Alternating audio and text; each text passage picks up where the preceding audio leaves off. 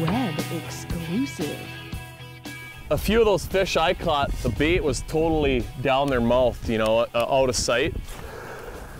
So they will bite you off if you're brave enough to go without a leader. Yeah. We lose enough of them when we're bass fishing.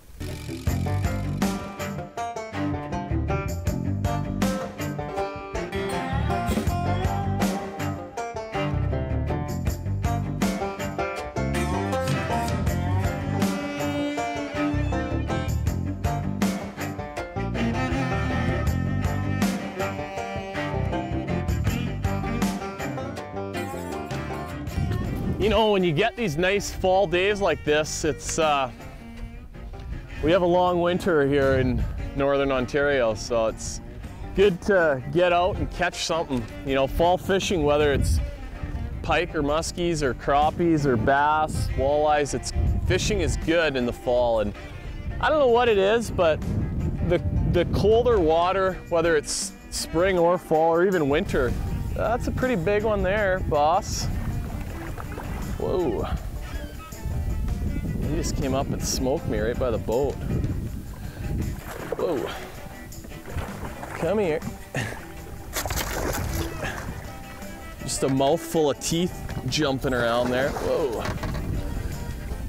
Okay, baby.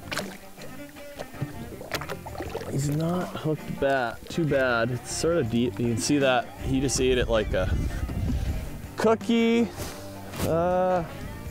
Pliers, bud? Okay, this guy he's bleeding a little bit, but there we go. Got that hook out. He's gonna be just fine. You know what, if I do this again in the future, you could pinch those barbs on that thing and that would be totally fine. Be a little easier for getting those hooks out, but man, what an afternoon of catching nice big pike on Lake of the Woods. That is fun, baby.